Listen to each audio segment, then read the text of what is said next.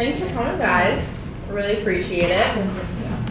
We're gonna get started now real quick with a little intro. So we'll go around the room. You'll do your name, your title, how long you've been with IGC, your favorite thing on your menu at your venue, passion outside of IGC, and then there's some questions on paper in the middle of the table. Just answer one of them.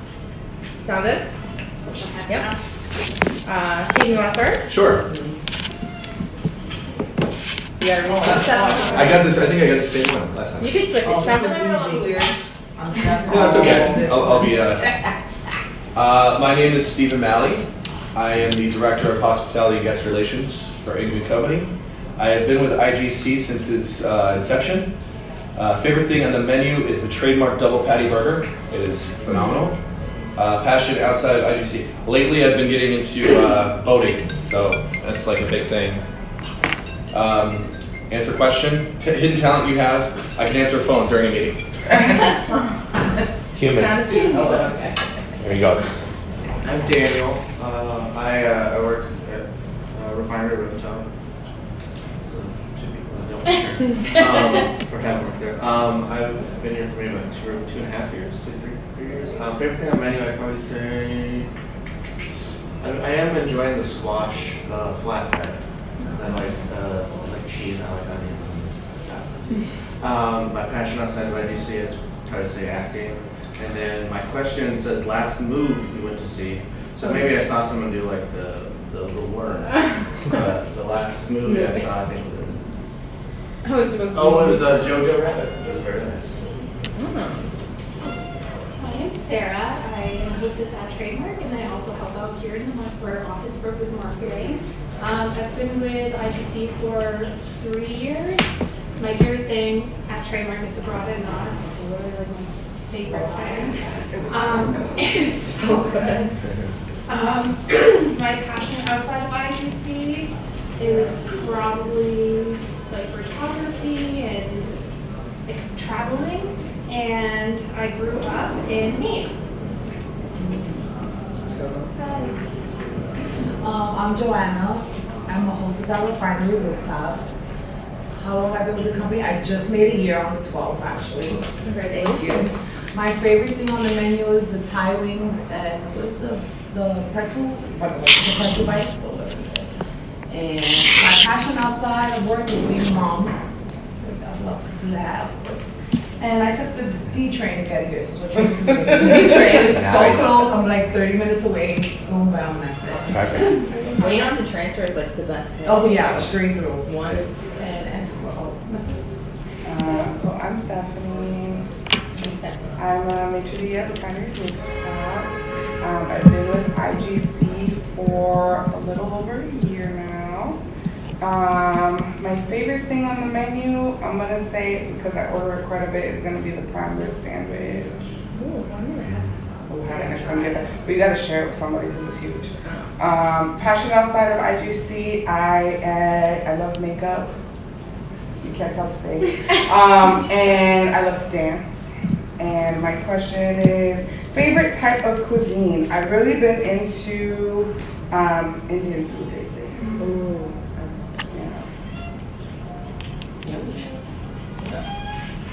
Okay. So my name is Jessica. Hi, Jessica. I am the executive assistant here now. I used to be the maitre d' at the Rooftop, which you all know. I have been with IGC, I would say 5 years. Your favorite thing on the menu? Brussels sprout tacos at the Wilson. Have you guys all had Hands those? down, the best. And their scallops are amazing. You guys are making me hungry. Yes. There you go. Go use your gift card there. My So passion good. outside I of apologize. IGC Sorry about that. would be traveling. Really, I love to travel. That's the one thing that makes me feel amazing. And then name 5 ways to eat potatoes.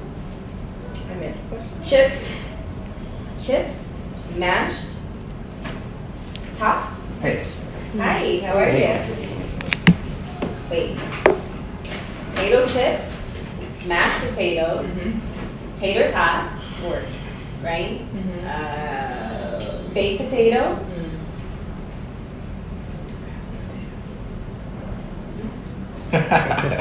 Scallop potatoes. Delicious. That's wonderful. Thank you.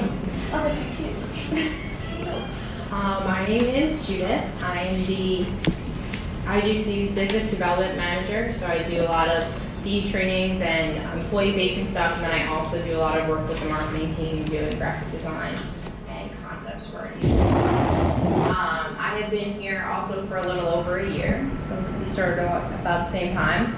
My favorite thing on the menu, that's a tough one. I thought the Brussels sprout tacos I love, but I really also love the Trademark Burger at Trademark. It's so good. My passion outside of IGC, I was saying this at orientation last week, my new thing is that I love hot sauce and I really want to start making my own hot sauce.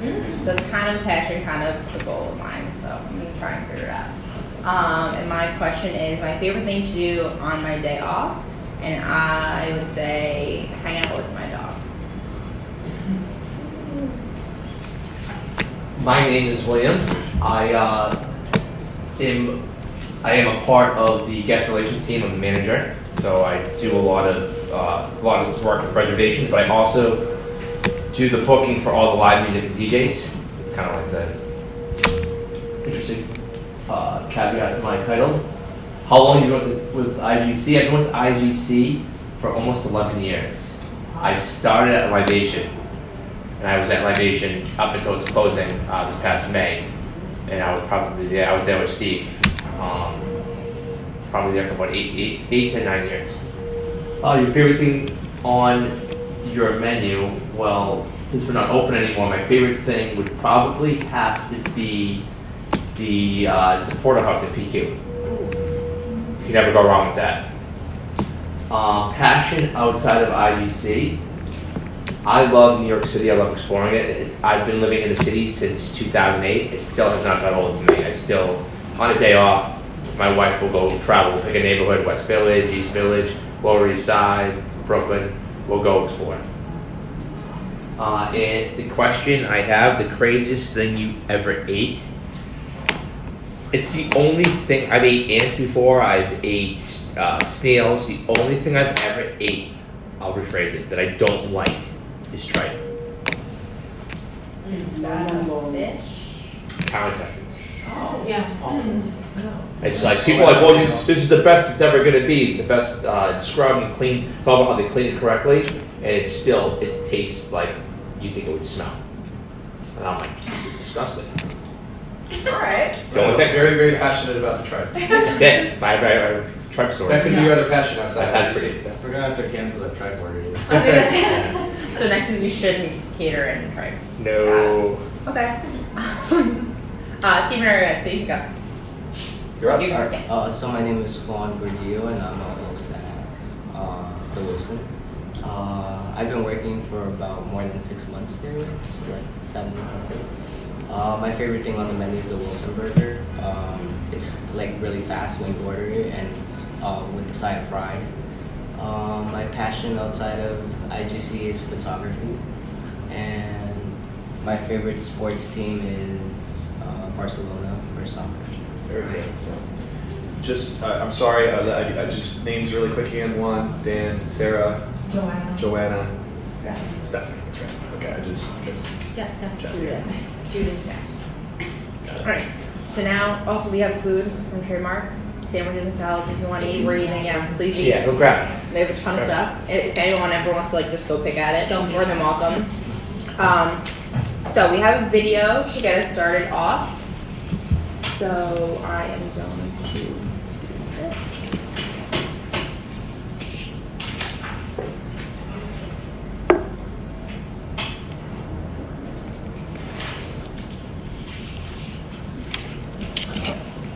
And then Steven, do you want to turn the light off? It's probably easier. I guess I don't really have to watch the video, but.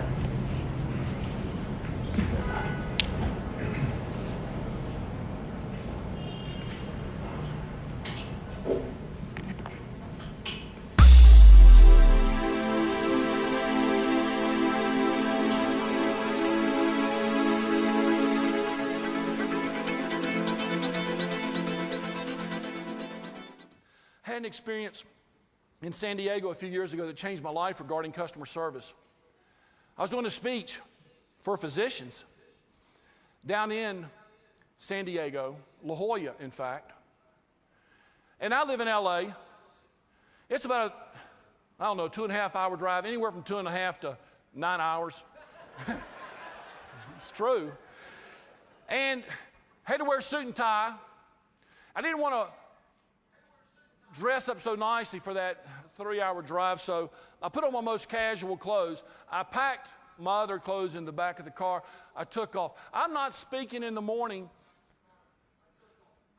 until 9 o'clock. I got plenty of time. I left plenty early. And you know what? I got there at 8:15. I was in great shape. So I went to change into my suit. And it was then that I discovered to my horror that my white shirt was nowhere to be found. The suit pants were there. The suit coat was right there in the back seat. But the white shirt was just not there.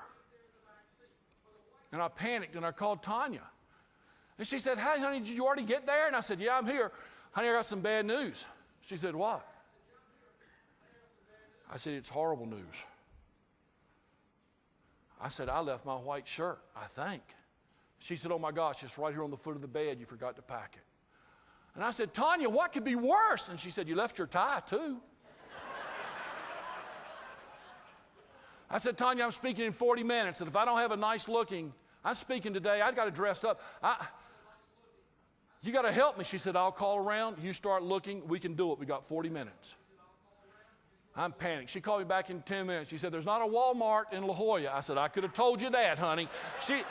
She's Russian, you know? I mean, she's just trying to save a few dollars. No, she said she was looking for a 24-hour clothing store, and she thought maybe a Walmart or something. I said, "Honey, she said, "You keep looking, I'll look." I saw a Banana Republic. And it, like every other store on that whole row, opened at 10 a.m. That's how you know you're in a fancy area. 10 a.m. I'm speaking at 9.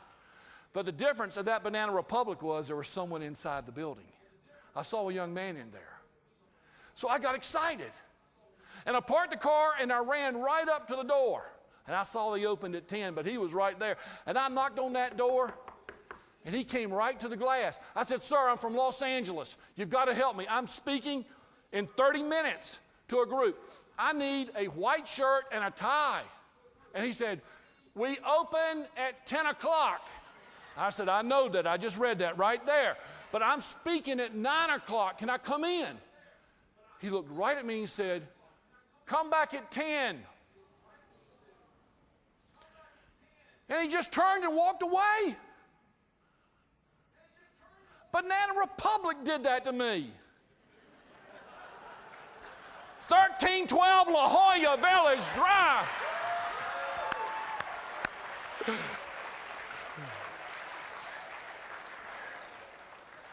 I was so panicked. Then I remembered that all the customer service speeches I've done, when I'd ask people to give a story of great customer service, there was one clothing store in America whose name came up more often than all the rest combined. Any guess? Nordstrom, the group, shouts in unison with no prompting. Guess what? They don't advertise their customer service. They don't have to, because you just did. And I'm doing it right now. Want a great model in the industry we're in? Become the Nordstroms of this industry. I called up. I've never been to a Nordstrom in my life. I heard they were expensive. I'm serious. But I called up and the phone answered.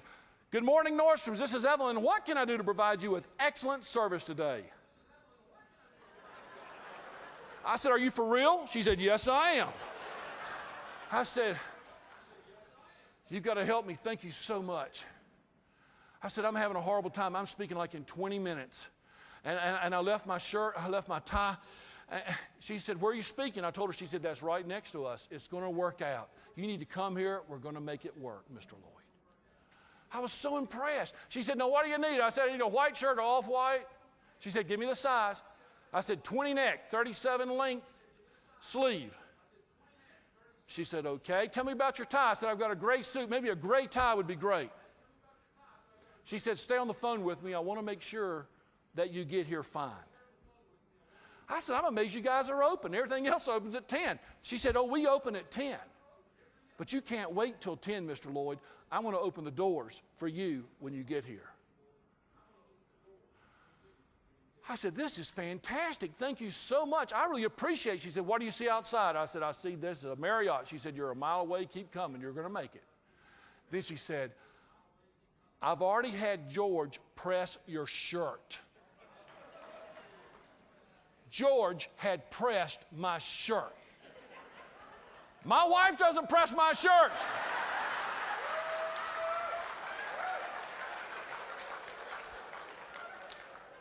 And my grade just went down a little bit lower.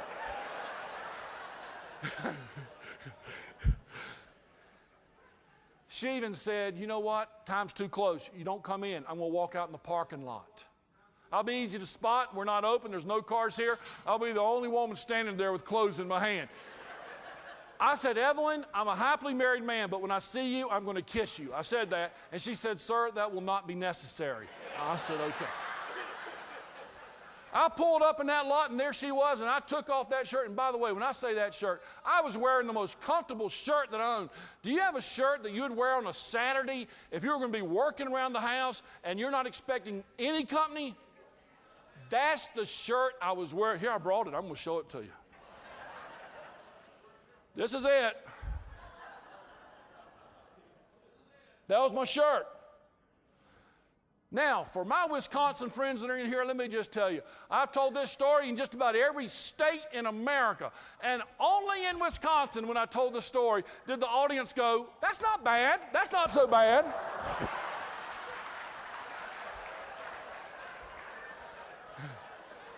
Gotta love our Wisconsin brethren. I'm ready to go speak. She said, you got 4 minutes. That's where you're speaking. Everything's fine. I just took my wallet out and I said, here, just hold my wallet. I'll come back. We'll settle. She gave me the wallet back. And she said, you hold on to your wallet. We can settle after your speech. I finished my speech and I went back and I paid. And when I paid, it was then that I discovered for the first time I'd paid $85 for this tie right here. I'm serious. $85. This country boy from North Carolina has never paid more than $35 for a tie in my life. And I just found I paid $85. You know what? I didn't care. Because the service was so exemplary. I know price is a factor in your business. I know people complain about it. I understand that. But I'll promise you this. When your service is phenomenal, price is less of an issue when we have that kind of service. I'll close by letting you know that I was walking out of Nordstrom's. I just looked at her and I said, thank you so much. You were an angel today. And she said these words I'll never forget. Thank you, Mr. Lloyd, for allowing me the opportunity to serve you today. She was the one that took my call before ours was open. She was the one who had a shirt pressed before I got there. She's the one that met me out in the parking lot. She's the one who trusted me to come back and pay. And yet she says at the end, thank you for allowing me the opportunity to serve you today. That is powerful. I leave you with this. With those you love most, those spouses that may be here or out shopping now, you might see them tonight. Here's the deal. Do something nice for them tonight. Get a treat. Write a card.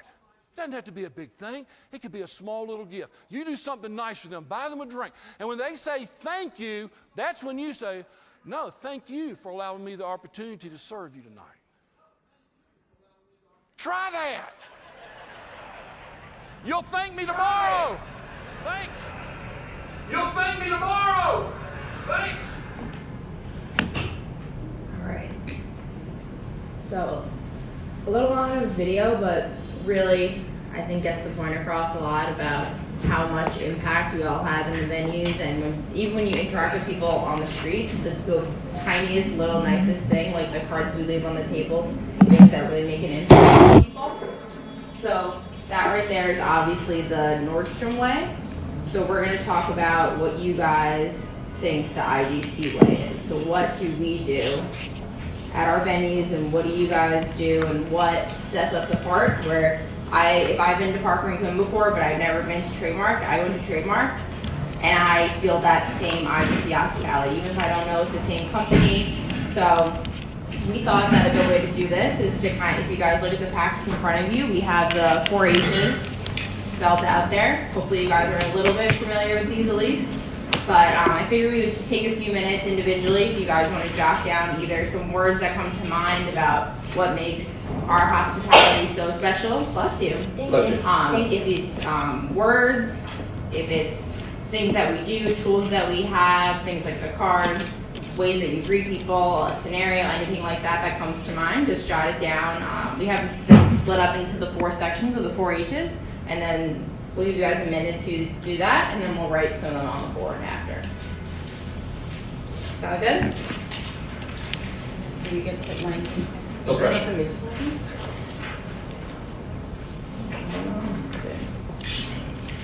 That video, to me, like while you're writing this down, and you don't have to look up anything like that, but that video to me is powerful in the fact that like there's 2 things, right? It's a memorable story for the person who obviously had an exceptional experience when it came to customer service.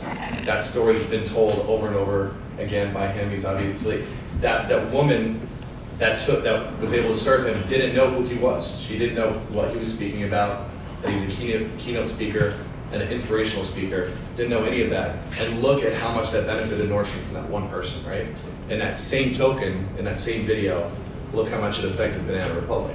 Because that painted a pretty awful experience at Banana Republic of somebody just, going with the black and white, like our hours are this, very robotic. Those are our hours. I can't do what and it's not, I don't blame the employee that did that. I blame the culture of Banana Republic for not allowing them to say, hold on, let me see what I can do for you, right? Even if they didn't have the authority or the power or the key or anything like that to find somebody that did, make a phone call, just take that extra step.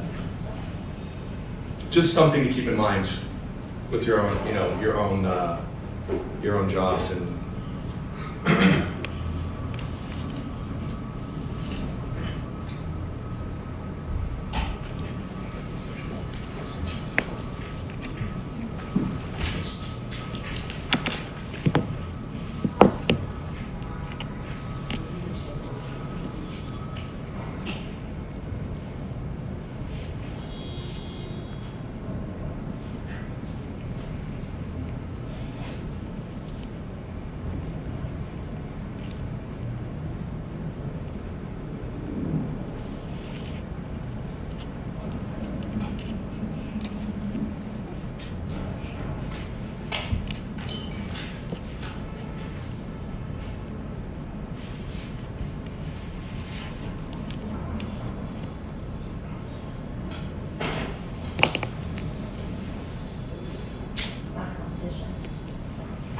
Flowing right now. Do you see me free flowing?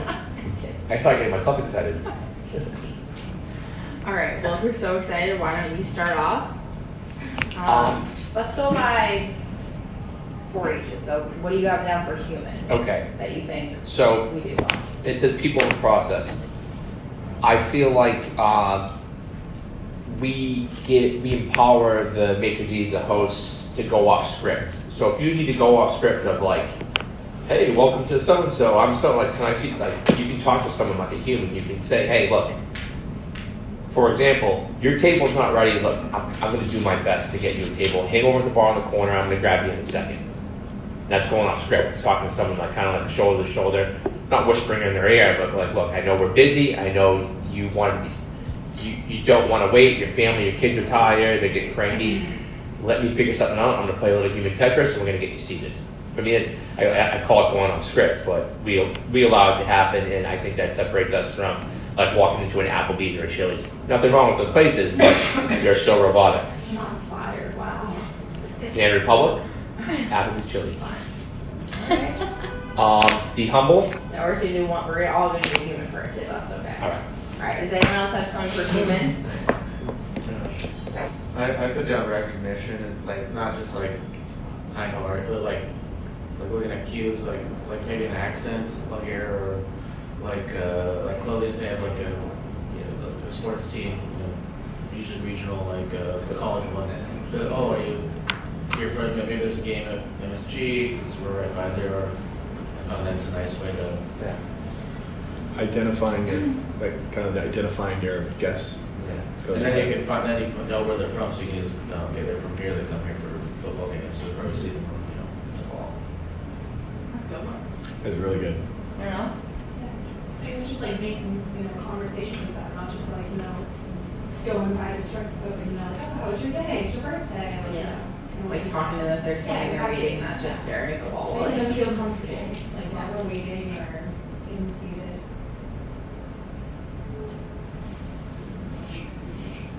I spelled something wrong. Just know it. I probably will. You guys have anything else? Human? I would just say that human, like if you think about that word, how imperfect we are. Nobody's perfect. We're all humans. We all have some things that we're great at. We have things that we're not great at. We have good days and we have bad days. So just having empathy, I think, with a customer is extremely important. Being prepared to deal with potential very happy customers and potentially very unhappy customers. I have something similar to that. It's genuinely caring about others. Yeah, well, I wrote something similar to what the off script kind of. I wrote rule breaking, which I feel like maybe sounds a little negative, but things like when we can accommodate people, like it's when it's December and someone comes in with a bunch of shopping bags where we're not supposed to seat them until however many of their party is there, but they look exhausted and it's not busy, like you can seat them. You don't have to force them to stand there and that kind of thing. Absolutely. And no one's gonna come up to you and be like, why would you do that? So I feel like that is those tiny little things that are so easy. Do you all feel empowered to do that in your venues? Yeah. Good. Yeah. In the name of hospitality, you can always walk outside the line. Okay, and you're never going to get any pushback on that. So just keep that in mind. I would inform and communicate with your manager, but at the same time, if the manager's not available at the time and you think that you're making a decision that benefits that customer, keeps them happy, you're more than empowered to make that decision.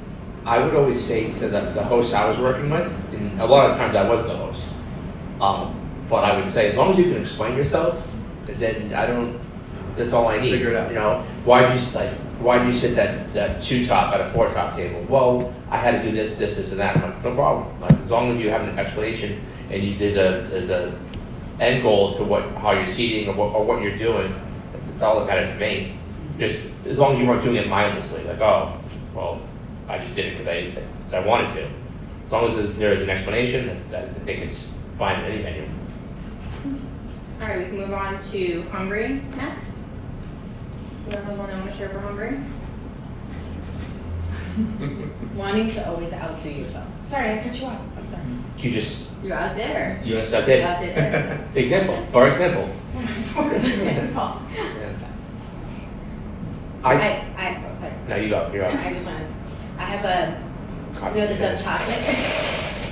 The Dove chocolate. I saved one. It's stuck on my computer. It says, "Make your past self jealous. Always make your past self jealous." And I truly believe in that. It's always, what more can you do, right?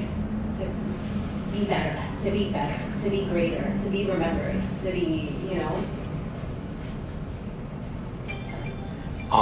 Kind of piggybacking on what you said,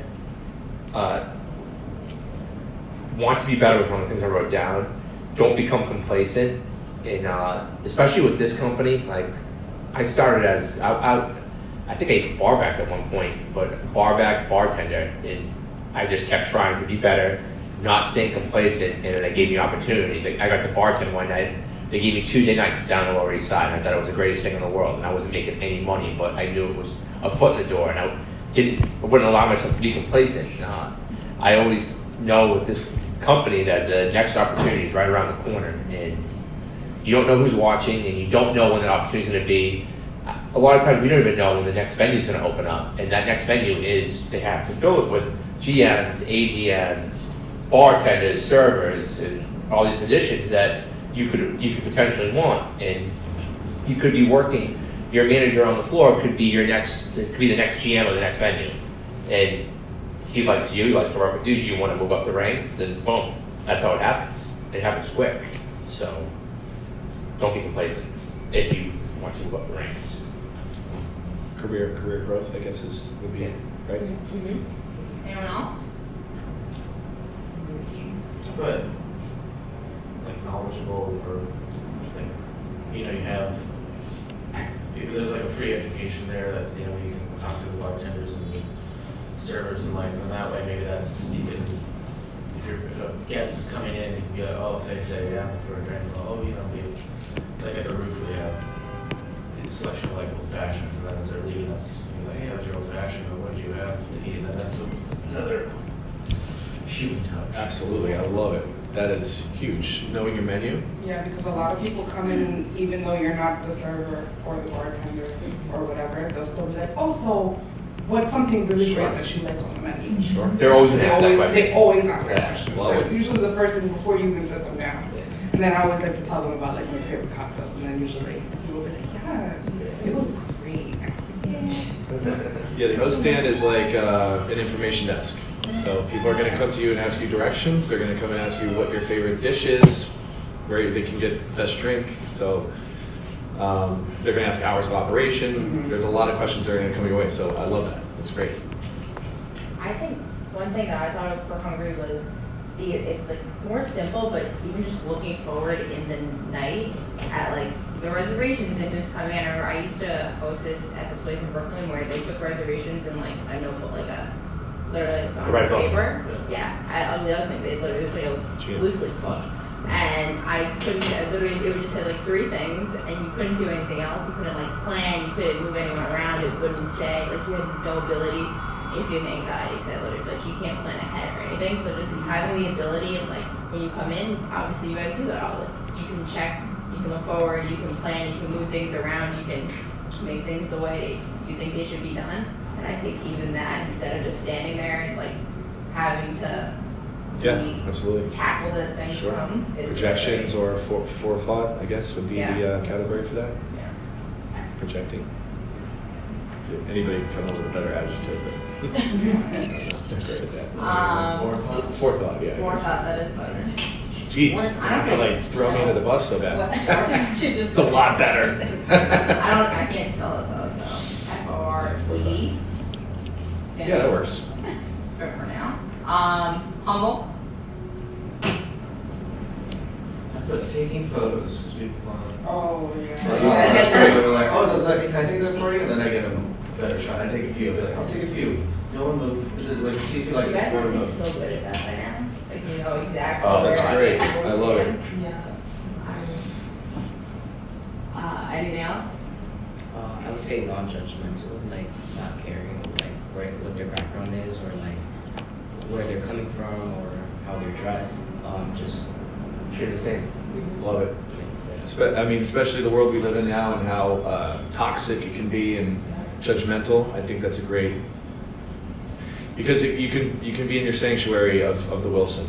There's no Facebook that you're looking at. There's no triggering. You're just dealing with your customers and you're dealing with your job. Don't judge until they give you a reason to judge. That's great. Very nice. Anything else? Sarah? I'm a team player, so just like kind of helping out with service, like, you know, if I see a table that needs to be bussed, and I know I need that table, Absolutely. and the bussers are like, you know, available for their heads, I'll bus that table. Like, if I have time, absolutely. So When I- just helping out. To piggyback on that, when I first started managing, I'd get behind the bar and someone standing behind the bar, they're gonna ask me for a drink. And in the back of my head, I'm like, I'm not making a drink. Like there's 3 bartenders on right now. But I'm like, you know what? I'm behind the bar. They don't know who I am, what I'm doing there, what my purpose is. So I would always, like that's how I always check myself. Like, just make the drink, you're behind the bar. I'm sure you've seen Terrence through your venues. He busses, he does dishes, and he's the owner of IGC. He's the main partner of IGC and has no problem doing any of those jobs. So there is no job beneath Terrence. The one that I wrote, which we talked about kind of last week when we were talking about this, is taking the guest side. So being humble, like even if they're being difficult and you know that it's their fault and you're right, kind of being like, yeah, I understand, absolutely, like, so sorry, like figure it out. Just kind of putting that out of your head that you're like, this is their fault, why should I have to help them, sort of thing. I put something similar to that, which was apologizing when an error has occurred. So meaning, open table, you deal with two systems, right? It's like, I'm so sorry, sometimes in our old venue, we used to joke around. We used to be like, oh, that technology, love it, but it's like your stepmother hates you at times, like you joke. But it's like you apologize, like, I'm so sorry if someone didn't put the reservation in and, you're here, it's like, oh, I'm so sorry about that. Let's see what we can do, right? You apologize even though you're not the one that did it, but you genuinely feel sorry that they're coming in frustrated. Yeah, I think that another way to say it is taking the high road. And very easy to say, extremely difficult to do. Extremely difficult. When you master that, it's amazing how far it will get you in life. It's very, very hard to do. We all realize it's hard to do. It's hard to do in this office. It's hard to do on a director and an owner level. So I only can imagine and know what you guys have to deal with on a day in and day out basis. So number one, I appreciate that. Thank you. But number two, just it's a mindset. It's really a lifestyle and a mindset. It kind of like, you can get satisfaction out of it too, because it kind of throws the guest off when you're like, what can I do to help? I'm here to help. And they're like, what did? All right, let's get rid of it. Let's get that off your bill. They're like, it's good. And then hospital, this one's always the hardest bit. They'll cover a lot of it in the other three. But anything specifically for hospital? I do like referrals. So, if they're looking for like there's one guy, like a British guy, I referred to Pat, or and I was like, Matthew Rankin should be working on. I texted Matt, and then the next day the guy he was staying in the hotel, so he was just like, oh, he's great. I was like, yeah, I was like, that goes. So he was like really, and like I just texted Matt, like, hey, there's a guy coming over to stay on the street. Look out for him. And then I was going off of, do you think we'd ever be able to get like, we sometimes have like trademark cards, but if there's like other venues we could have Their business cards? Yeah. That's a great idea. Yeah, absolutely. Love it. Okay, if you're looking for this, we can do It's a great idea. Yeah, they do that at some of the venues. I know PQ, I think, has trademarks cards at the front there. So we can definitely do that. And I also put options. So like if I have 2 different dining areas, I'll say, would you like to do over here, or would you like to do over here, so that it's not like they don't think it's like they're going here, and that's it. Like they have a little bit of a choice, and then if they don't like their spot, it's like, Yeah. Making reservations on your own. You don't have to go do it online or the reservations department. I'll just do it myself. Sometimes go to a manager, so they don't have to go through the hassle. Especially if they're not from here, I'll just do that. That's great.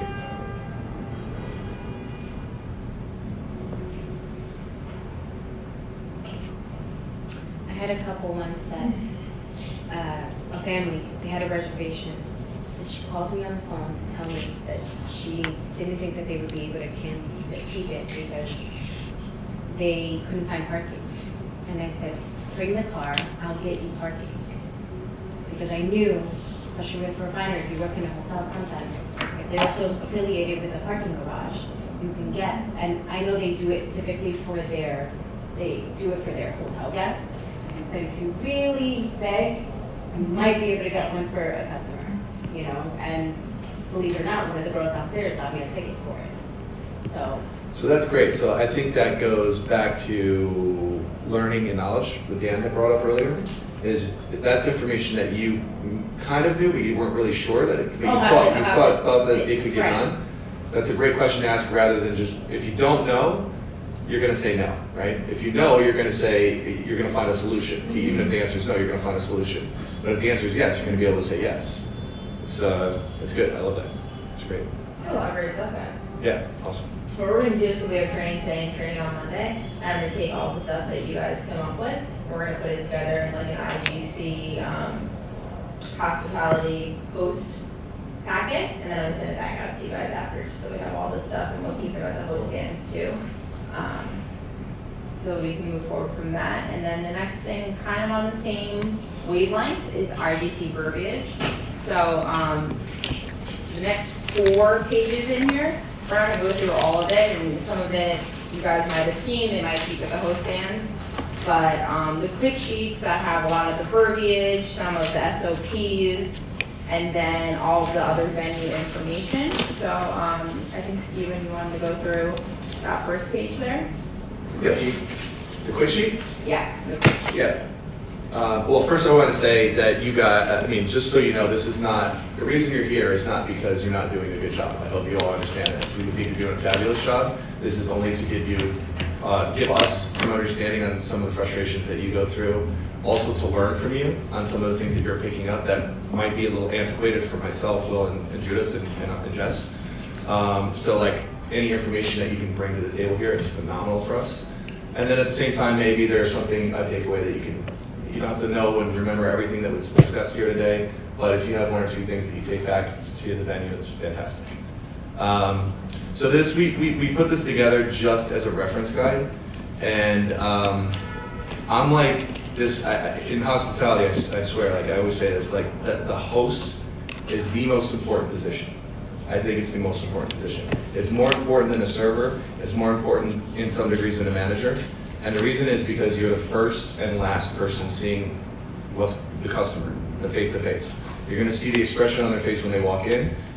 I'm sure you've all, if you weren't before, working by now, have become somewhat of a psychologist and being able to predict people's tendencies and things like that just by their expressions on their face. You're going to notice whether they're in a good mood or a bad mood. So that is extremely important. Making eye contact. If you can't verbally say, welcome to Refinery Rooftop or something like, I'll be right with you in a second. You're basically putting people at ease. What did you say? Acknowledgement. Acknowledgement is that. And then at the same time, you're the lasting impression. So you're going to see if somebody might say something on the way out. How was everything? Not everything. How was your dining experience? Actually, it was awful. You have the opportunity to fix that right there. Okay? They might be walking out the door, but you may get an aggressive manager like Eugene Brennan, who's going to chase them down the elevator and trail them down the block. That's our opportunity to fix that. But at the same time, it's an opportunity for you to make a relationship with a guest leaving. And so that's that. Very simple. The B's, be welcoming, be polite, be helpful, be aggressive. In hospitality, we spoke about this before, hospitality before policy. And we all have the same clothes, both men and female, when it comes to your smile. We all have one, so it's there. I have a really bad non-smiling face. It looks like I'm angry. There's a word for that for females, but I don't know if they say that for males. It's like a resting bitch face. So I have a resting bitch face. It's just a natural thing. So I have that. So I try, and I know I have that. Sometimes I'm not very good at it. So I try myself to force myself to smile, and it works. Well, you want to take the next? Yeah. So going over the B's, and I think this can be confusing. Be aggressive, and I'd like to elaborate on that. What do you guys think be aggressive means? Well, like give me an example. Because they'll see if you're trying to go above and beyond, so that's where I'm going to say it's going to be being aggressive, is kind of showing them that you do have the power to help them out in any way that you can. Yeah. To make the experience worthwhile for them. Okay, yeah. Be invested. Be invested in their experience. Of course.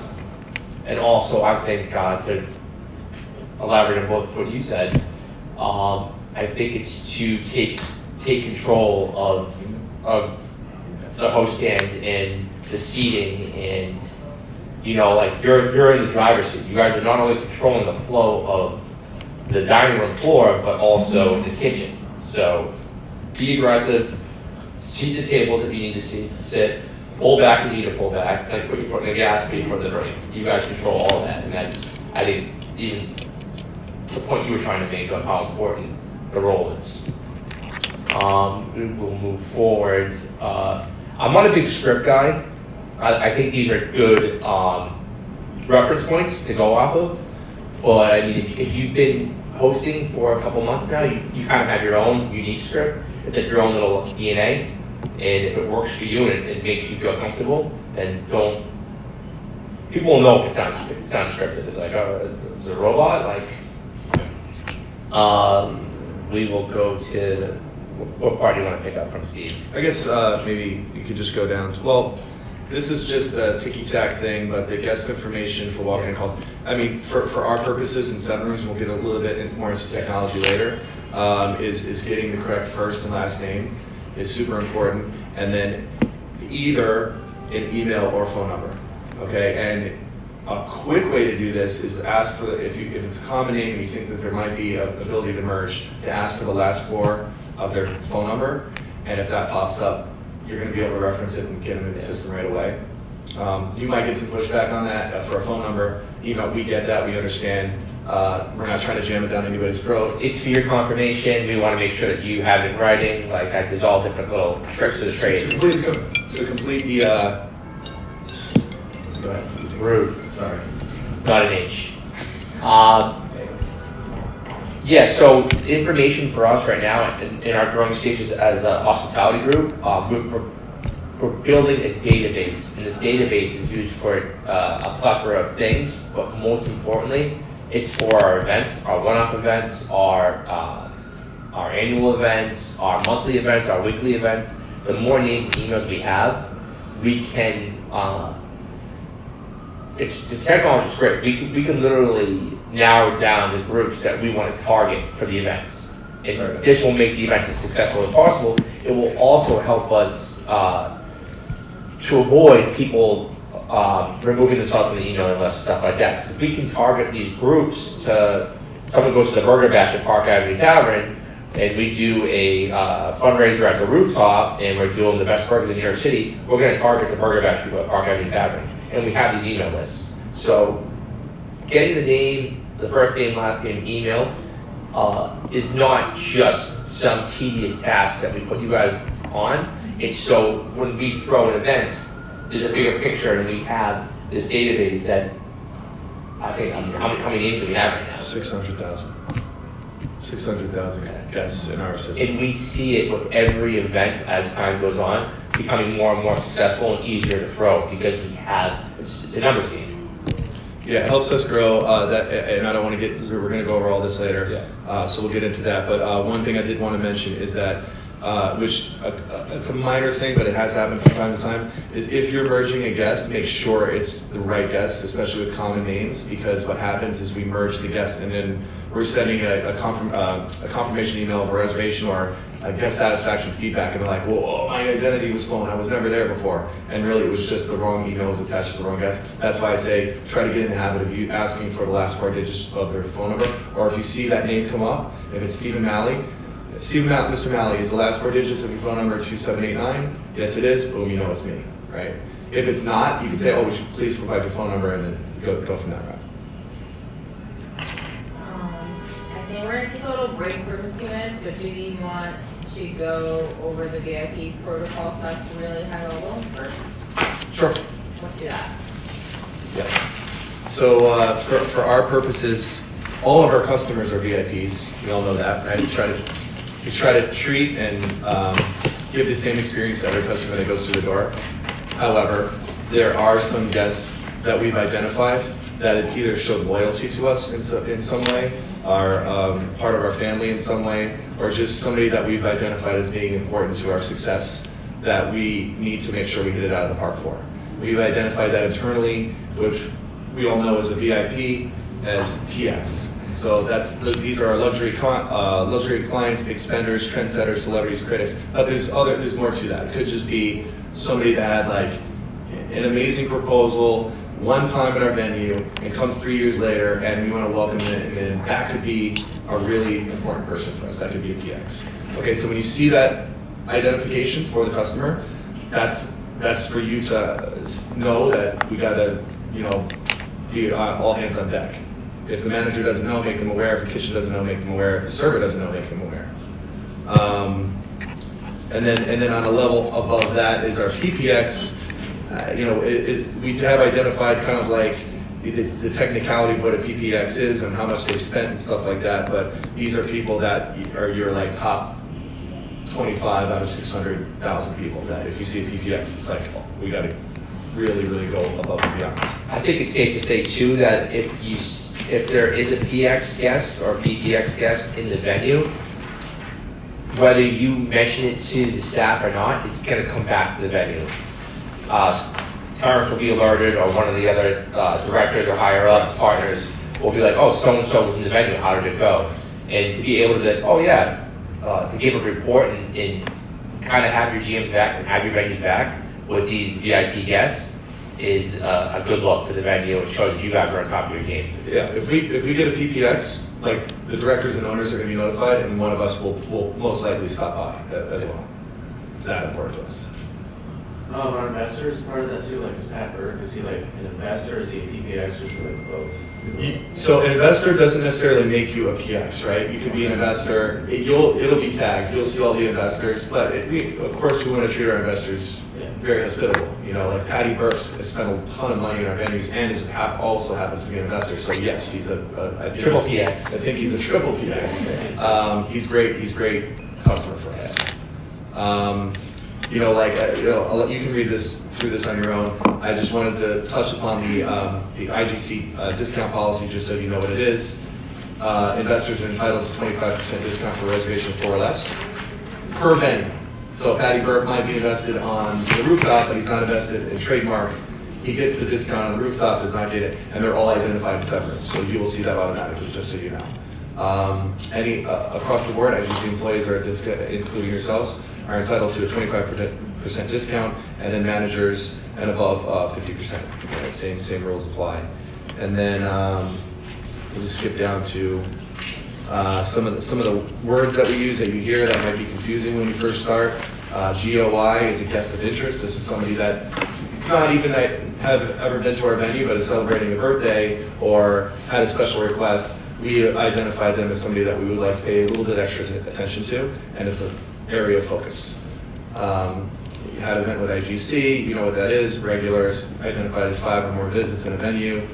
Luxury, I don't think we're clients, so we're going to take that out. Luxury guest, which is somebody that has no problem spending a lot of money in our venues. You see it on the rooftop more than any of our other places. So Dan would be would be something that maybe you would identify at that point.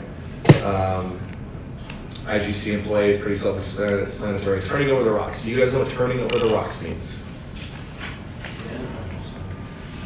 You see them like the order, and there's one guy that he's a regular, and recently has been, but he would always get, it was Dan Rush, he always gets the Diet Coke 11. Last few times he hasn't, but it's like, that's something easy, Yep. So the meaning turning over the rocks is actually a fly fishing term. It comes from when you're fly fishing. I don't know if you guys know anything about fly fishing. I know a very limited amount. When you're in order for the fish to go after what you're putting out there as far as lure goes, you literally have to turn over rocks and find out which larva matches what you have in your tackle box. And if you're just a little bit off, the fish will just ignore you. They'll go away.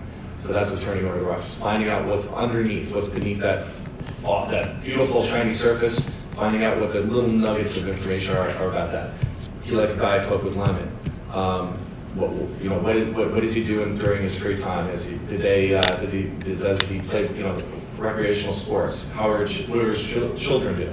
Those are all cool information. It shows that you're human. It shows that you care. And now you're gathering that information. And feel free, please put that into sunrooms, because it just gives everybody ammunition to attack from all levels. Well, from the server, the host, to the manager. And that cue. We can take a little break. We'll do like a 10-minute break or something. All right. So, next thing we're gonna do, we're gonna break up into groups of 2. So we have an extra person, either Steven or maybe Jess, probably a little more helpful with this, to pair up with someone. And we're gonna do a scenario. So we're doing scenarios. So a story or a scenario that has either happened to you at the venue, either at IGC venue, a venue before, that was a really difficult situation, or you can come up with one that's kind of realistic, not like crazy, that would never happen. And you guys have like 2 minutes to write it down. So a scenario would be like, this happened, and this happened, this happened. At the end, what would you do? And then we'll come back together. Are we writing the what would you do, or are we No, we writing? do it, just a scenario. Yeah, we'll do what. Just a scenario that maybe we could discuss Scenario, at some point right. and Where it ends, try to figure out you have to respond. Right. So do you guys want to do groups of 2? Do you want to do Jess and Stephanie? We'll do Joanna and Sarah, and then. Why are we? Oh, You guys right want to? Okay, that's fine. Sorry, Sarah guys, and you already Jess. worked together. Sarah and Jess. Human. Yeah, Jess gets it. It's fine. Uh, And then you guys can group Also, together. name your group. Feel free to make it. Oh yeah, name your group. Something hospitable, not something funny. And then we'll do 2 minutes. I'll play some music. Come up with something really good and really difficult, and then we'll really difficult. Okay? Good. Really good and really difficult. No, you can go with, I'll do it. Okay. Oh my goodness. I'm sorry. I'm like, whatever. I need a card though. Or we just need one card? Okay, one card. One per card. One card per group. Is this thing on? Oh my god. Just so you know, yeah, we're ignoring it. Just ignore it. Really? No one says you do this. Marco always shows me, and then he. Did you get my text? Yeah, we just turned it back. Or we're doing it in the right show. Sorry, but then. But we figured it out. No, I'm not. But I'm close to the Yeah. 132. I'm on 167, so I'm going to stop. Who does that? Actually, she was cousin, sister.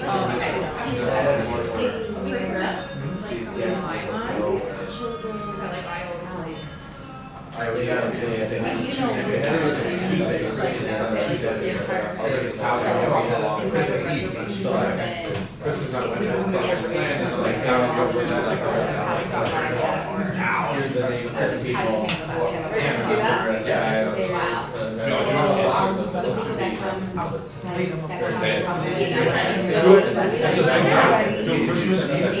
About 10 minutes to go to the bar. She'll get to the bartender. I know how your refinery is always crowded at that bar. And then I'll look at the manager, find out what we can do. Or even switch something. Yeah, To where we can get the seats. Some people are like, I don't want to wait. And then I'll just involve a manager. That's what I do too. Maybe he's cool, yeah, he's I'll, cool about you it. know, like I'll just get the managers involved, like, you know, like what's happening, whatever. If like the table, like every table is like trademark before we got like renovation, like they have like, you know, little tables to work with. So that was like always a struggle, like people want to like camp out and like kind of go out for hours. And so, yeah, like, you know, just making sure like, yeah, like the tables right away. And then if they got to like, you know, the 15-minute point where they're still waiting and they like were getting antsy, would like bring them a, you know, a glass of champagne or have us like, you know, just kind of like ease the situation and Like a glass of stuff or yeah, something. yeah. So we're gonna call. Oh, these are team names?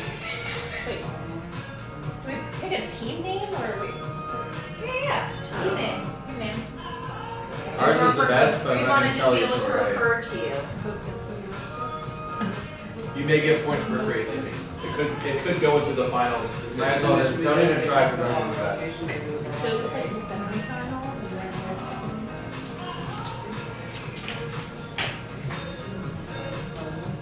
and then so we write down the situation. York. Yeah. Hospitality.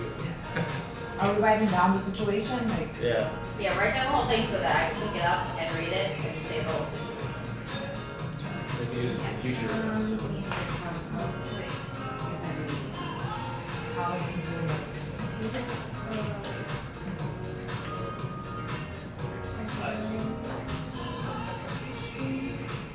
They don't let this guy in, but it's gonna be a disaster. Who's that?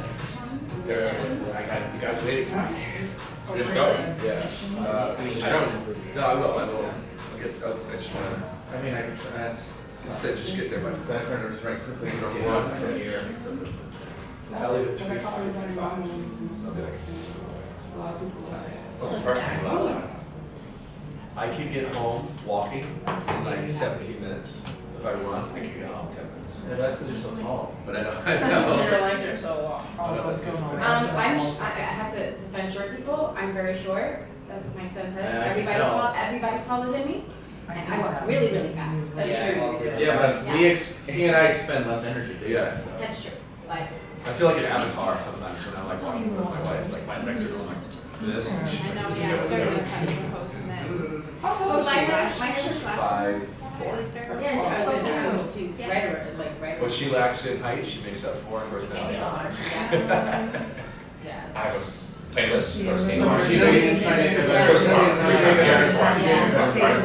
What's that? Should We make it have better. friends on the French side, you know, like. I'm sorry. You should be left side or forward next to the center. French people, like, Yeah. food, social life. She's not, Large, she's not athletic. I guess she would be, That was like, now, she would be, but the French side is still. she'd have to be And guard. the way it was. She has to be guard. She doesn't need to be athletic, but she has a good shot. Yeah, it's true. It's out of the She doesn't have a good shot. She's She's great at flipping. Oh, Amazing at flipping. Terrible at, We're just having a scenario. terrible at anything that she's got. But for some reason, flip up, she's amazing at. I played But it's like, two summers ago. I wish we could do Someone brought this game. We a would group do, trip, you know, like we whatever, were calling it flip. IGC They or. put it together. So if you make it, you have to do flip chop to either block the point or keep. And So if you make it, you have to flip too. yeah, both teams. So it's a race to see if that point comes or not. And we were Oh, both teams have to do it. So if Yeah. the opposing team flips the cups first, Yeah. then they can take the ball, kick off back. Definitely use this Yeah. on Saturday. Good luck. What do you That's work? pretty cool. Either way, I think that's where me and her are going. It's Saturday. Alright, you guys ready? She gets off at 7, I get off at 6. Y'all ready? Alright, Ready to go? yep. I'm gonna collect them. I'll take this one. Oh, yeah, because I can make I'll just turn this one off. And then just. Make sure you put your group name on there. She's like literally.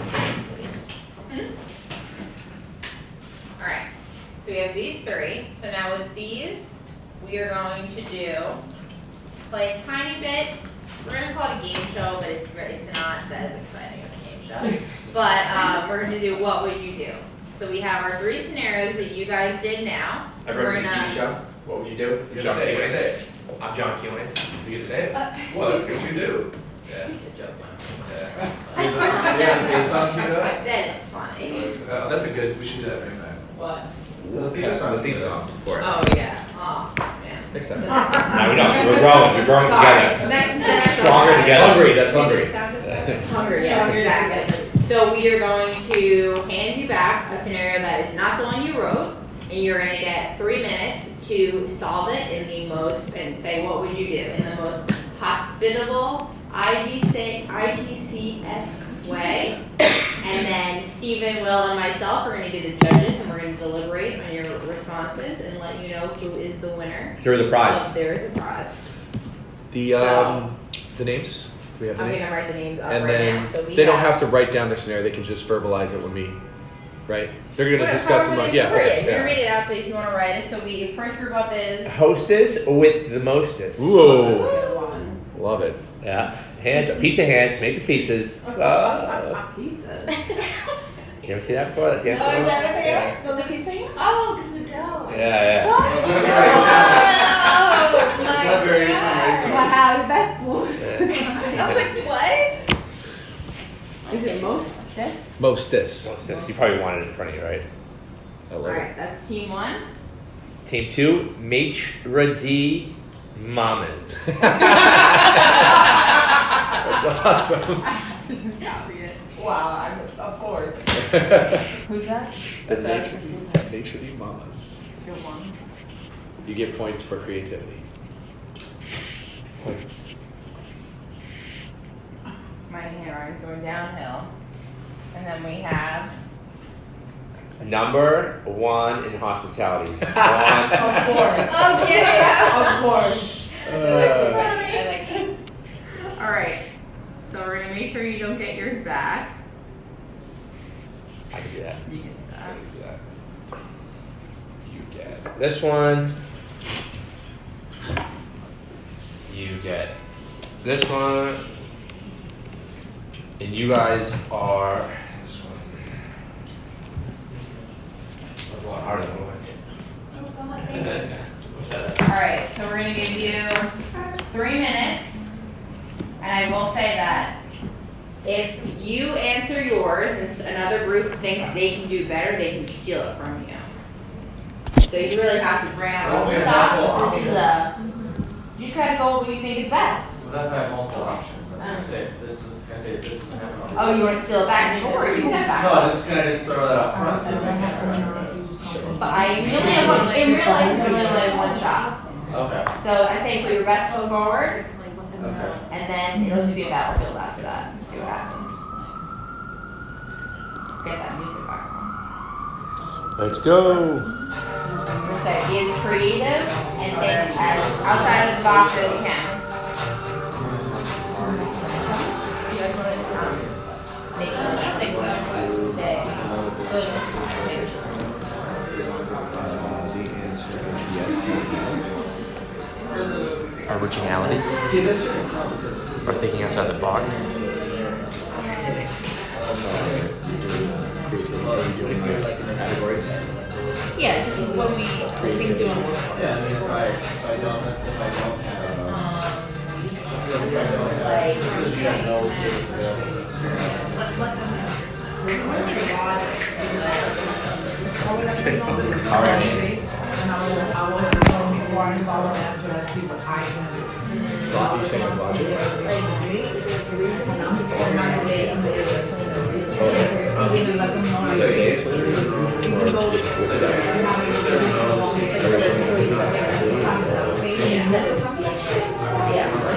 options? That would go like options would be yes. Throw it, I just throw it out there and you guys make it sound like smooth as the case situation. So does it mean they're camping or Seamless, okay? okay. Are they a reservation or are they? Okay, Are so they like starters? the people that are sitting around the table. Have they already paid? Talking, they're. Have they already paid? you can ask me if you don't ask me. You know when you get someone else all time and they don't. So they have an outlet. You can add those details that you need. You can make it work in your favor. If I was you, I would make the scenario harder so that your solution is more impressive. Am I the judge? You want to join the panel? Guest judge. It's the 3 of us. Come guest judge with us. Looking at bestie.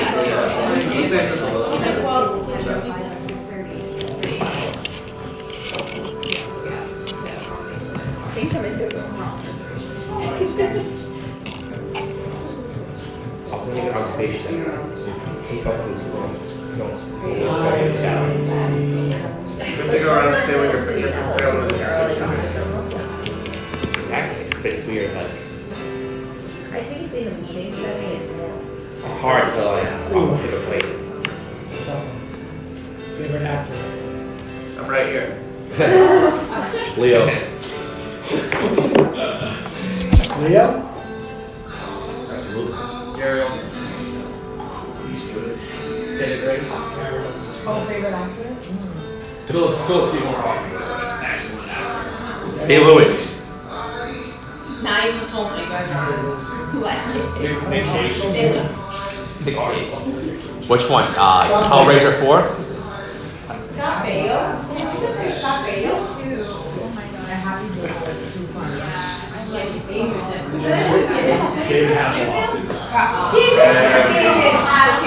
Solid. What's happening here? I love when very I solid. mean, what's her name? I'm a huge 80s and 90s I love when they're together. buff. They like to seem like they're Alright, you guys almost ready? Everyone's ready? anyone super confident and wants to go first? No one is super confident? Guys. I mean, I'm maybe super be confident, but honest. I'm humble too, because that's one of the Fair, very fair. Alright, we'll We're go not on. being human by letting everybody else. Yes. Nobody wants to be hungry? Since you were saying these and they were like, just acting question and ask like that. Alright, closest with the mostest. Let's do that with you guys first. So read us out your scenario and let us know like your most clever, creative IGC solutions. So the guest traveled from far away. There are no notes on the res. Res was booked for a wrong date and you are on a bit of a wait list. What do you do? So I've had a situation before where people come and stay at the refinery and they told the front desk to book a reservation and it wasn't booked. So what I would do if I have a long wait list, I would just see who's on the table and who has been given an out time. And I'll basically just switch things around and I'll give them a table right away. I would skip the wait list and figure it out for them. If it's too hard to do, I will get a manager involved, but most of the time I get them seated. That's pretty much, was I supposed to add more to that? No, that's good, great. But the majority of the time, yes, I do get them seated. It's first priority. And if you don't have any seats available, I would let them know that it's a bit of a wait and I would try to get them seated within 30 minutes. I would do my best to convince them, get them a drink at the bar, just give me a few minutes, I will get to you as soon as possible. It was the wrong date, it was for this day, but if you really want it for today, let me figure something out and I got you. Yeah, like make them comfortable with, like, let them know that you'll get a table. great. Just to take it, you may or may not deal with this because it usually doesn't get up to this far, but if there's a buyout and a reservation is made or they thought that there was a reservation, how would you handle that situation where you cannot let them know? Maybe direct them to another venue nearby, Yes. and like, you know, we have a sister venue a few blocks away, we're more Or open Parkland to Way. accommodate. Exactly. Now, it's specifically for the refinery rooftop, they're gonna be disappointed because they want a rooftop, they want to see the Empire State Building. On the back of your IGC quick sheets, you have the addresses of 2 rooftops that we represent. One is Terrazzo, the other is the Mondrian Terrace. The Terrazzo has a view of the Empire State Building, so you can sell that. And Mondrian Terrace is in the middle of Midtown. Mondrian Hotel is like a dynamic name, a very PR-worthy place. So those are great options. And if they don't want to do that, hi. Thank you, Jeff Brooksy. If they don't want to do that, I would just apologize and say if they want to come for lunch the next day, I could squeeze them in for reservation, like That's a great any way solution. possible to accommodate I them. love that. Do they still need to go through a lot to get into Terrazzo, because they don't, No. or they don't anymore? No. Just go right in. Cool. We can make the reservation for them. And you can make the That's what I reservation. mean, we Yeah. as a group, yes. Very good, guys. I like that. Very flexible. Great job. Alright, what do we have next? Make sure you mamas. You guys ready? Ours is kind of a little bit all over the place, but it's. So it's a real scenario. Yeah, there you So, Hospitality. one of the bartenders was really busy, and I assumed the guest was previously upset and started yelling at one of the managers, which was Rich, and he was trying to distract the guest away from the crowd because he was screaming at the top of his lungs. Oh. I was busy, so I'm not sure how it ended. You're sliding. Wow. So what we came up with was try to de-escalate the situation, try to get them moved away from the bar. If they're not incoherently drunk, then try to offer them a cocktail. Try to see if we can get them a table as soon as possible, if we have anything that's open. And if not, just try to tell them, hey, I got you, I'm just gonna get you your first drink on the house, and we will try to figure out a table situation for you guys before we even get a manager. I would get a manager, Yeah? absolutely. Get a manager. Let them know what's going on, but present the What if there solutions. is no manager? No, oh, okay. Present the solutions too. But Yeah, because in this one, a manager's already present, Got right? it. So, right, if a manager isn't present, one of the things was send somebody to grab the manager, right? In the meantime, get that person seated. You know what, maybe they had an issue with the bartender wasn't paying attention, didn't react quick enough. Let's get them seated. You know what, let me grab you a table, I'll go get you a drink myself. Correct. right? Do that while you're sending somebody else to go get that manager, but you're pulling them away, right? Same Yes, thing with the right. manager, right? And then you give them the drink, this drink's on me, manager will be right over, Sure. rest, you know. I think what Terrence is just saying, make sure the lines of communication are open. That Yes. you're having this issue, but absolutely empowered, I hope you all know that you are empowered to get somebody a drink. You are empowered. Your managers will support you in the name of hospitality, like we spoke before, so absolutely 100% appropriate. But at the same time, Yeah. please make sure Yes. that the manager is, if they aren't already aware of it, that they become aware of it. Yeah, Nice job, ladies. Great job. Very good. oh, one other thing I wanted to add to that. When, and just as a bar thing, when people are coming and the bar is busy, that escalated for a reason. They couldn't get a drink. How could the host stand, I'm gonna challenge you guys, how could the host stand help with that? Before it became an issue, how could the host stand as somebody's walking in and say, hey, I'm just going to the bar, and you know the bar's busy? How could you guys and gals? That actually happened to us the other day. We were actually down the bartender because we had just come out of a buyout on Sunday, and we only had one bartender for 2 hours. That was fun. So what I would do is, if they were just going to the bar, I would just forewarn them. I'm like, hey, we do just have one bartender back there. Just give them a second if you're doing any mixed drinks. It might be easier to order a beer or a wine right now. And then they were fine with just going to the bar and they knew that they had to wait. And then the same thing when I was sitting on the tables that I was warning them for their cocktails that it might take a little bit just because we just have one bartender, but you will get your drink. That's great. Great awareness. Great. Just educating them on steps of service where like, hey, we didn't have a bartender show up, there's just one, the fastest drink is wine or beer. That's great, and we don't want to always use that. Yeah. But also the other thing is did you let the doorman know when we have a door, yo, it's too busy up here, people are complaining that they can't get drinks, let's hold the line. Let's hold the line. Yeah, that was great awareness, great identification. And just another trick that really I never even thought of, was more of Rob McGovern brought this up from the host stand. If you see it's busy at the bar and bars in the weeds, the bartenders are in the weeds, handing them a cocktail menu takes one of the steps away from them waiting to get acknowledged by the bartender, then giving them the menu. At least the bartender can go up to them and they know what they want already, right? It'll help the bartenders out too, and they'll appreciate that. I might be the only crazy one. I was gonna say, if it's literally that crazy, you could literally, I mean, it might be wrong, get a cheap bottle of champagne from the back and be like, there's a wait, whatever, that I can pour you a glass of champagne while you guys are waiting, just stand around while you wait for your drink, either when you're ordering it or if you wanna like If it's cover like a back a little Sunday bit, go situation, in. that happens where like you want to play, offense sometimes is the best defense, then that is something we can definitely do. Where it's like, look, I want to This is a throw. weird time. Yeah, that happens. They do that at Trademark, right? You guys give prosecco out, right? All the time. Yeah.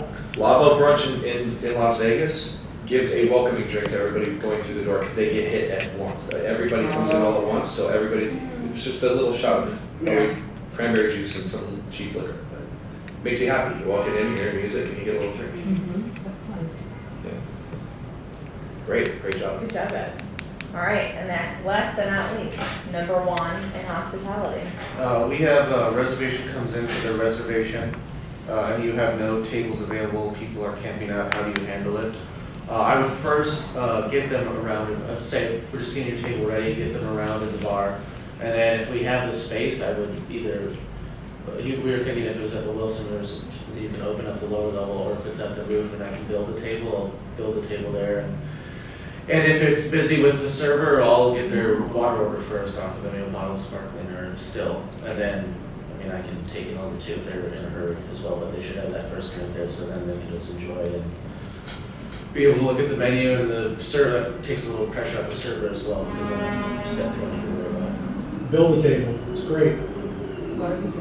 We used to build tables all the time. A challenge. If it's a big group, how big? Like 6, 8 top. A 6 to 8 top? How much do I have a space that's available for a smaller number? Like if I have a space that I can fit them in, I'd say, I could fit you in right now for a spot. Might be a little cramped, but you can set right away, or if you wanted to wait for something bigger, just give me a few minutes. So you give them the option. Give them the illusion of choice. I like that, the illusion of choice. Would you ever move the camped out or? It depends. Are they squatters? Have they already paid? Did I give them an outbuy? If they did, I'd say, folks, if they had an outbuy, I would say, fortunately, folks, you're more than welcome to join. Well, I'd say you're more than welcome to join us at the bar. Right now, my reservation is coming in. If you wanted another table, I could put you back on the wait list and we'll get you the next one. It's not a big way. So in that scenario, you also are empowered, if somebody's close out of the check, to buy them a drink at the bar, to bribe them up. We did that. That was Will Simeon and Terrence Tuberty put a chapter out of their book, Libation, because Libation had a very tight window between terms. They had 4 hours to make their money, and it was like they had to do it hospitably, but that was your trick of the trade. It worked every time. Yeah, I mean, the value that they're getting out of it and the value that for us, it's, we're swapping out because we're buying a drink for somebody. Yeah. Might as well be the people that have closed out and like, hey guys, I have a reservation coming in. You really doing me a solid. I'd love to buy you guys a drink at the bar, or there's a great band downstairs. I could buy you guys a drink at Winnie's just to change up the atmosphere. They'll be doing, and when you go to the right person, identify the right person to talk to, the ringleader, they're not too drunk, they're usually like, yeah, no problem. I get it. You're making my day, you're making these people's day. Thank you. Very nice. All right, we need, you guys want to deliberate now, or we'll do it at the end? We'll do it again. We'll do it at the end. All right, very good job, guys. So Great I job. took a lot of notes. We're gonna deliberate and we'll let you guys know who is the winner. But we only have 15 minutes left. So a few things we want to go through before the end. So we kind of talked about this a little bit already, the life cycle of a guest. So when do you guys think is the beginning and the end of a life cycle of a guest? Life cycle, so like, when are they a guest? When they make a reservation or they walk in? You think that's the beginning? I mean, that we become aware of them. They could be wanting to come with us. They could see something like on Instagram. There could be a part of they become a guest, but we don't know about them. Yeah. Mm-hmm. And then what about at the other end? When does their experience with us end? Ideally never. Bingo. That's, yep, exactly. How do we make that happen? Well, I was saying that I was asking if we could get cards for the other venues, I could hand them out and be like, hey, if you want to try, if they're in the city, I found out they're on vacation for a while, be like, hey, if you want fine dining, give them trademark, if you want other rooftop, you give them order out or try some. It's very true. Because I feel like a lot of the time, we say, obviously with you guys as the host, you're the first and the last impression of that experience, but they are, as you're saying, they could have seen a post from us, someone could have referred them before they even walk through the door, and after they leave, they're going to tell someone about their experience. So either they're going to tell their friend that they had a horrible time, or they're going to leave a Yelp review that's good or bad, or they're going to come back or go to the website and find one of our events. So it's one of those things where it doesn't end the second that they leave through the door. So what are things that we can do? We do deal with that a lot in the office here, fielding through Yelp reviews and some rooms feedback and things like that. So I think keeping that kind of stuff in mind, where when they're on their way out, that's not the last we're going to see of them, sometimes for better or for worse. But that's a big part of that as well. If you guys want to add to that? Yeah, it's to me, a guest is a guest when you could be you'd be at the grocery store and somebody asking you what's a good venue to go to. That's your first step to a guest relationship and an experience. So it doesn't even have to be in our venue. It could be in personal lives. It could be, you don't have to work when you're not. But you live and breathe what you do. I can see, you're all into it. So that is where, to me, that's where it starts. I don't want to get too much into the details of Yelp because I'll be talking all day about it. So, but that to me, that's where it starts. Well, what other tools do you guys have to make a memorable experience, make it more memorable, right? You have an SMS text where we don't need to print up cards, where you potentially can, am I skipping something? Okay, Okay, great sorry. segue, there you go. What other tools? You're asking for a business card at the other places. When we print up business cards, sometimes they just sit in the office and they don't really get utilized. And so we want to avoid spending $300 on business cards that just sit there versus what other, great idea. We have the Boogie drink cards that seem to work pretty well, but we haven't actually gotten any Boogie cards return. Did we get any booking foot? We got only a few, so I think what other tools can we? Are you all aware of what Terrence is talking about with the SMS texting feature? You know what that is? Talking just through the iPad so we can talk with other venues, or that we can talk with No, this they'll get a Right. message from, they'll say like, thanks for coming, like, here's, if you show this text to Boogie Room, we'll get. You can I don't know that individually, you don't know how that works. No, I know it exists, I just, you know. That's good to know, because that's something that you all should know how to do. It's very simple. So easy. It's so easy. I can go right now to a reservation and text them saying, hey, how's everything going? And it's gonna come from a generic You can number. thank them for coming, you Right. can, I think PQ. Oh, you just did send for them their a secret You can send them a service. I thought you meant like making an automated one. No, you can make, if you made a connection with You can somebody, do the automated one. if you made a connection with somebody and you want to say goodbye more so, be like, hey, there's a great band downstairs. I'd let the manager know that you're coming. If you want a drink, swing by. Just say Dan sent you. That's That's a text. huge. And they'll say, thanks, and they'll know, hey, I just saw this Dan said from the rooftop to get me a drink. And that's how to make it more memorable. And each venue is going to be different. Like you get slammed on the rooftop, so you don't have as much time to get that personal. Whereas maybe at Trademark, you might have some downtime where you can do that. But by all means, if you have the ability. Or the Wilson has great brunch, right? And they get a large group, and they're leaving, you know, it's sending a text message that, hey, if you're looking for drinks after, Refinery Rooftop is great. I can set up a reservation for you, just hit me back, or something like that. Tell them number one sent you. Little things like that to make it memorable, and then they'll start going directly to us. People do it also on venues do it before the guest venue, so when they get the confirmation, like Park and Quinn adds in something about the secret burger. So unless you get a text, you don't know the secret burger exists, and it just keeps people interested and engaged. And you get like that feature is literally at your guys' fingertips. So obviously you want to talk to people and get it approved before doing it, but it's very useful.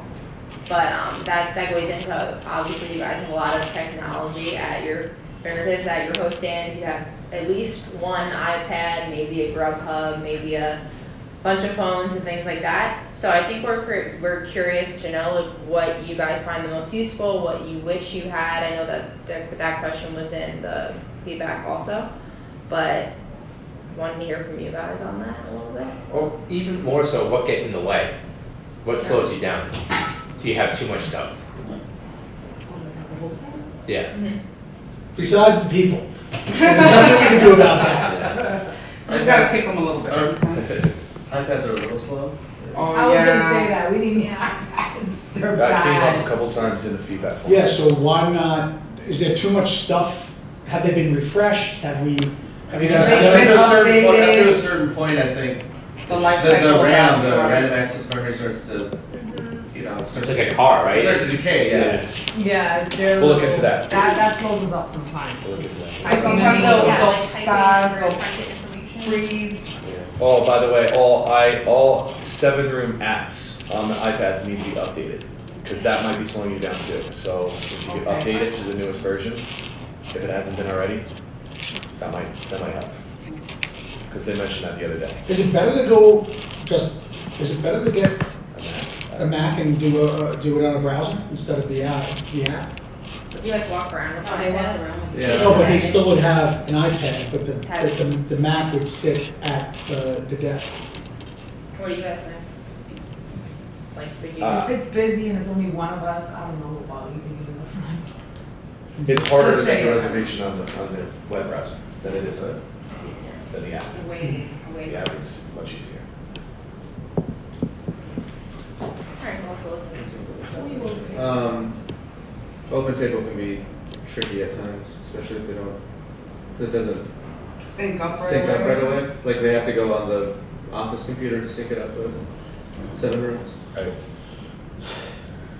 Okay. How useful is Open Table to the rooftop? Very. We We get. I think now we're getting more of the wine and dine. Yeah, we and are. The And the Google Looking at- reservations. So Google booking syncs, widget. Google yeah. syncs right away? Because that goes straight Wine to and the Dine system, syncs yeah. right away? And the booking widget does too.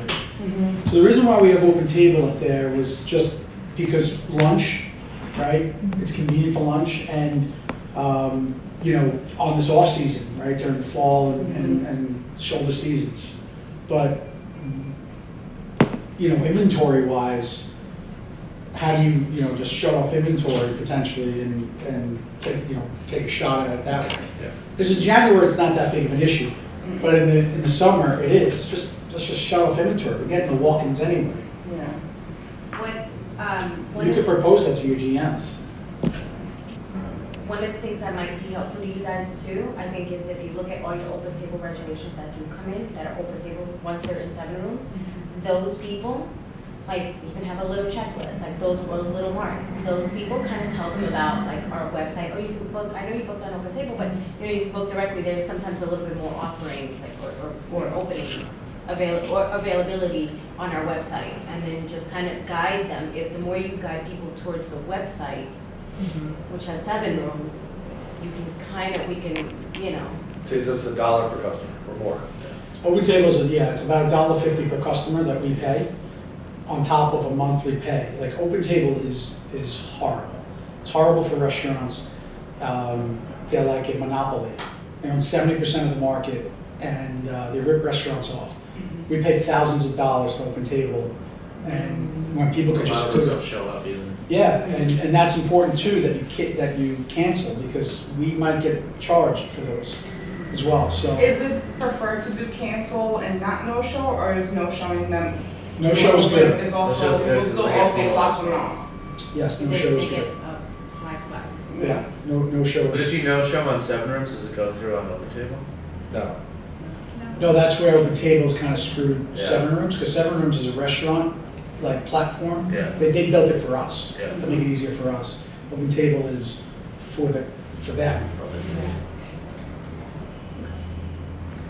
And soon we'll have the app available, right? The IGC app.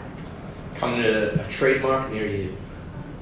So right now it's live at Parker Sure. and Quinn, Yeah. and then it's You can gonna make go. reservations there too? Yeah. So is this gonna replace 7 rooms? Yeah. It's just gonna be in conjunction with 7 rooms? Assisted. It's built by MyCheck. You guys know what MyCheck? Yeah. MyCheck, so it's the same company, and it's all, so you'll be able to say your bill while you're sitting in real time on your phone. Pay your bill on the phone. Pay your bill on the phone. No receipt requests. The receipt will be on your phone. That's the other thing, you guys are picking up the phone for a receipt request, well, so PQ is, or trademark is. Hopefully that lessens the receipt requests. So But soon. we gotta get people to sign up for it. Credit cards need that itemized. They're gonna make like a thing to put the menus in, be like, hey, here's. Yeah, we have table Oh, tents. yeah. Yeah, right now PQ they have has it. table tents at PQ. We're beta testing. Gotta walk before we can run, That's right? it. So we really only have a few minutes left. I just wanted you guys to look at the last piece of paper that was in the packet. So some of you guys might have seen before the engaged guest program. It used to be orange and purple, the paper. So this is kind of just a refresh of that, a little easier, make it a little easier to read. We touched upon a lot of this stuff, but getting to know your guests, separate it out into the 4 most frequent types of people, and a lot of the things that you guys have mentioned where you're noting body language, asking questions, getting to know them, all lies under this stuff, turning over the rocks. And then the other side is about engaging your guests, which we talked about also with the lifeline of a guest. So once the first impression, their response, to the time they walk out the door, to the next time they come back, all that stuff, we have the potential to influence, so we want to make sure that we're taking those positive steps and making their experience memorable in a positive way. So I'm not gonna. So guys if you can know take why this- they're there, how do you make it better, right? I'm in a business meeting, how do I make it better? Don't interrupt me, right? I'm there with my cousin from Ireland, and I don't really know where to go in the city, and I'm probably gonna ask you questions, and like, you should go to Boogie Room for dancing, or Refinery Rooftop. Oh, do you need help getting there? Can I make you a reservation? How do you make it better? And this is not just you guys, this is the team overall. That's the idea. Goes back. Is there a manager that can walk a customer to trademark Right. right now? Think about that. You get that hospitality anywhere in New York? That's what the Nordstrom video is all about. To show those extra, the hunger portion of IGC, the hunger to take that extra step. Think outside the box. Whatever level you've gotten to now, how do I take it to a further level? You will get 100% of our support. Alright, the last thing we wanted to go over was the survey that you guys took. So if you guys took it, thank you so much for answering. There's really a lot of good feedback in there. Because obviously we can meet with you guys and have these training sessions where we have a conversation, but then there's also certain things that are more like checkbox things, like things that we can change now that we know either you want help with it or you want to learn a little bit more about it. We don't have to have a conversation about it. So a few things that came up that seemed like we just wanted to hear a little bit more about it if you mentioned it. 7 rooms access, the business cards, which we already talked about, either having the correct business cards for your venue available or the ability to hand out another venue's cards. Menus, some of the things that you guys said, I think mostly at the roof about menus was the availability of them when you need them, when you're turning tables and things like that. So maybe you guys need more menus, maybe you need menus that get damaged a little less easy, so that's obviously a solution we want to help out with. Phones, some venues mentioned wanting a cordless phone, some places maybe use headsets that don't. When the phones are ringing, I guess time periods were mentioned like that also. And then if you guys had anything else that you wanted to mention now. So these are more like tactile things where you could say like, this is an issue and we can solve it and check off that box and kind of be done with it hopefully. So if anyone wants to elaborate on any of these 4 things, if you had mentioned it or. There was I think we're down like a post printer at the. You mentioned that. Yeah, so then that would be really helpful for company's birthdays and all that. And then also, you know, when you're talking about servers getting, you know, we're identifying guests, we can write down if they're PPX or anything like, you know, order like what they like to order, you know, if it was training with the stones with flight machine. You can also find out when you send an SMS text before, confirming your reservation. Are you celebrating anything special? Yeah. How do you make it better? So just I think that most of them, the confirmation links also ask them that. they do. Yeah, so that's good. Anything else? I have a question. If you only open at like 10:30, right, and a customer walks in at like 10:15, and they got in, they're there, are you going to seat that guest at a table? Yeah, that happens a lot at Trademark since we close between 10 and 10:30 to like break down the buffet. So a lot of like 10:30 reservations will So you come sit in there, early. right? Yeah, you know, we'll start you off with some coffee. Anybody don't like- sit? Anybody?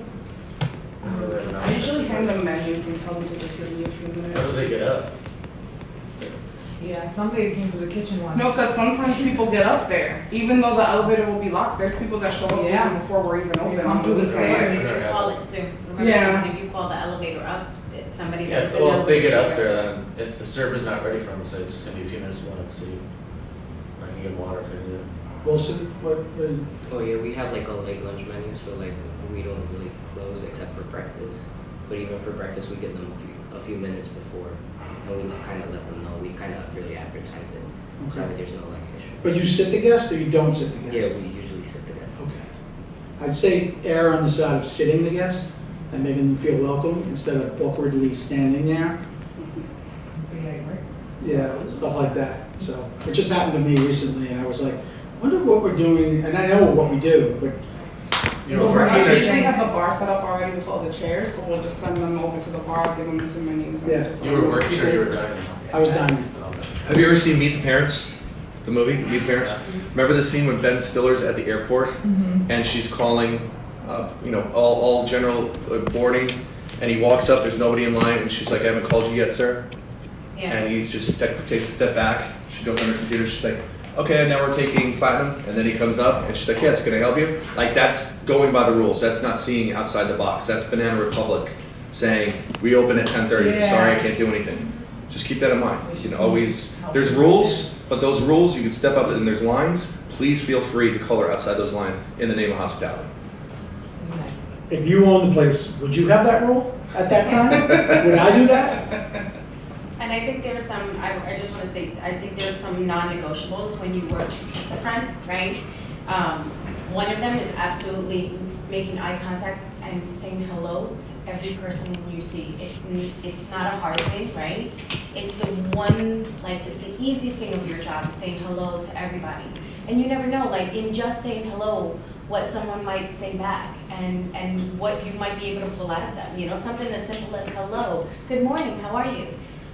All of a sudden opens a door for, like, if they're not feeling well or something happened, or you could be the person that literally changes their day. I make it a goal to change someone's day. You know, I make it a goal to make people say good morning to me, even if they never say good morning. Like, it's just something I do. It's, you know, I think those are, I have like a few things that I always find that are absolutely, like, you say good morning, you say good evening, or have a wonderful day. Like, smile. Things count.